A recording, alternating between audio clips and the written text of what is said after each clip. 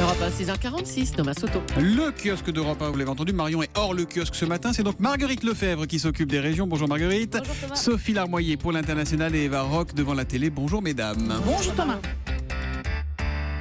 Elle est belle, elle est fière, elle regarde droit devant, elle est en campagne, comme le titre Direct Matin dont elle fait la une.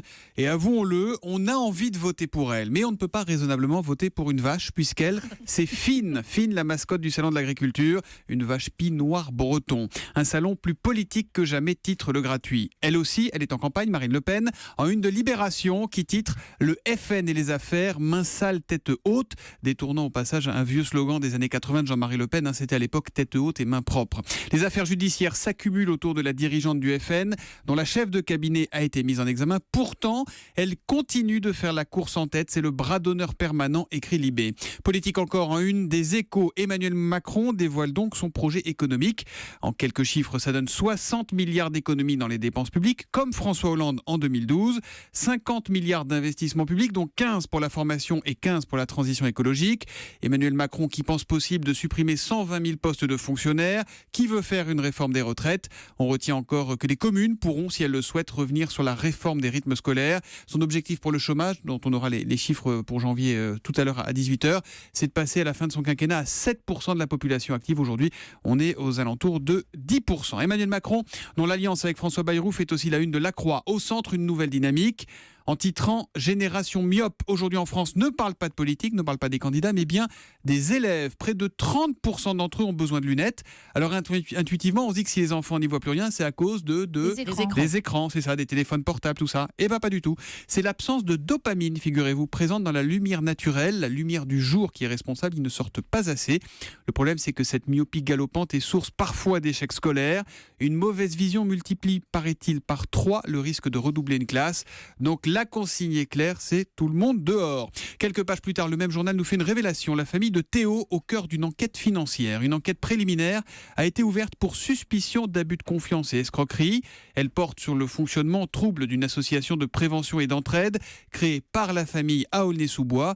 On parle de l'utilisation de centaines de milliers d'euros de fonds publics, nous dit le journal, des faits présumés qui datent de bien avant les événements d'Aulnay.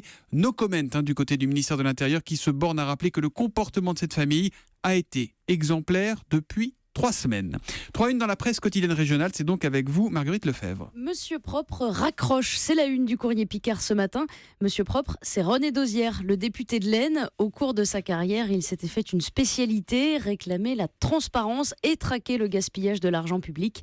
À 75 ans, il a décidé de ne pas briguer un nouveau mandat. Un appel à l'aide ce matin dans le Progrès.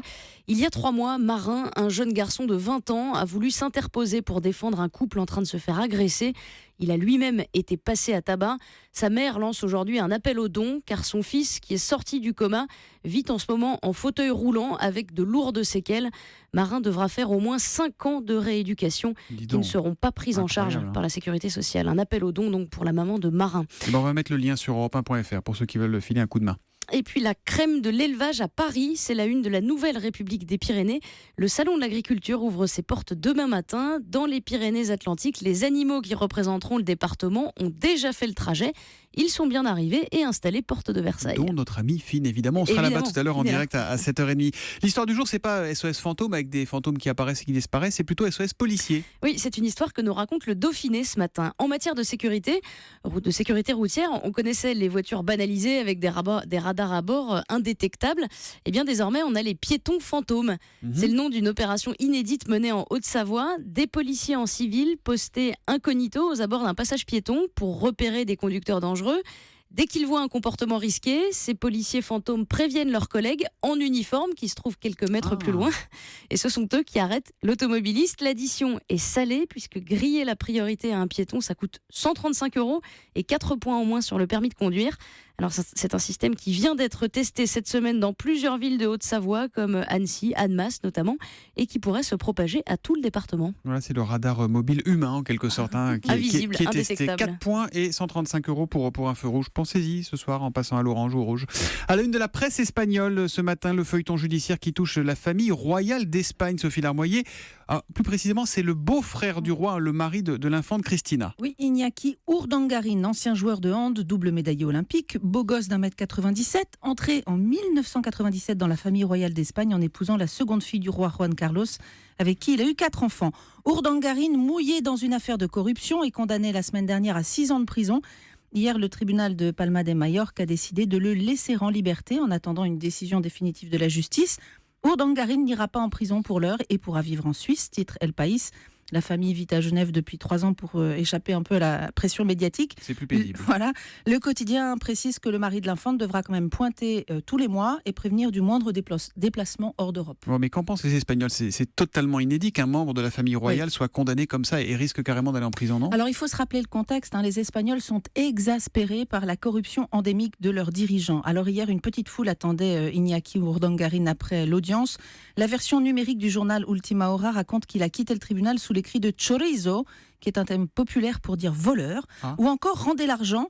Selon le journal, les gens disaient aussi leur indignation que le tribunal n'ait pas exigé le paiement des 200 000 € de caution qui avaient été requises. La famille royale ou pas, il y a vraiment un ras-le-bol de la population sur ces histoires de corruption. Et en tout cas, c'est pas du côté de la famille royale que l'infante et son mari vont trouver du soutien. Là, ça s'est tendu, on va dire. Le titre de duchesse a été retiré à Cristina par son frère Felipe quand il a accédé au trône. La semaine dernière, El País expliquait que l'infante avait l'impression d'avoir été lâchée par le palais. D'ailleurs, elle ne parle plus qu'à sa mère et à sa sœur Elena. Et c'est à Lisbonne que Cristina de Bourbon envisage désormais son futur, explique le quotidien. Elle pourrait s'y installer à la fin de l'année scolaire des enfants. Pourquoi là-bas ? Alors, parce que d'abord, elle serait plus près de la prison si son mari était finalement incarcéré. Donc, c'est vraiment quelque chose qui est réfléchi comme ça. Et puis, les Bourbons sont très attachés à cette ville où Juan Carlos avait vécu sous Franco quand il était en exil. Voilà. Sophie Larmoyer, qu'on retrouve ce soir à 19h pour les Carnets du Monde. Vous nous parlerez de la démobilisation des FARC en Colombie et des Japonais aussi, c'est ça ? Absolument. Comment les Japonais, qui sont, vous savez, les champions du vivre vieux, s'occupent de leur 3e et de leur 4e âge. C'est pas la peine de prendre une voix derrière-grand-mère pour ça, Sophie. On a J'ai fait exprès, vous avez vu ?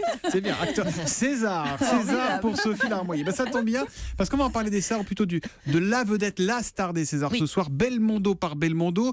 Et vous nous proposez, Eva Rock, de regarder demain samedi sur TF1 un documentaire exceptionnel. C'est à 16h05. Exactement. Imaginez une voiture décapotable, au volant Paul Belmondo, à ses côtés l'acteur Charles Gérard, et derrière, dans un petit blouson en cuir noir, Jean-Paul Belmondo. Un et petit c'est blouson, parti. vous n'avez pas vu comme il est baraqué. Oui, là c'est baraqué, c'est vrai. Ouais. Mais c'est parti quand même pour un road movie sur les lieux de tournage des plus grands films de Bébel. Alors le fils pose les questions, génial. Le père y répond en racontant ses plus beaux souvenirs. À Rome, par exemple, il y a beaucoup question de conquête féminine, et apparaît à ce moment-là Ursula Andress, avec qui Belmondo a eu une grande histoire d'amour. Elle en garde un souvenir contrasté. Seulement moi j'étais un peu fâchée avec toi. Je pouvais voir personne. Personne. Mais pourquoi ? C'est une possessivité, je crois. Et moi j'étais tellement sage. Hein. Ah oui. Non, c'est moi vrai. j'étais très sage. Moi hein. aussi. Non, tu Ah non. Non. Ah non. Toi, tu es un peu voyou. Hein. Un peu voyou. Je me souviens, j'ai eu l'immense honneur de oui. l'interviewer il n'y a pas longtemps. Il nous racontait une histoire sur Ursula Andress. Il était rentré un soir complètement bourré avec son copain Charles Gérard. Donc du coup, elle était fâchée.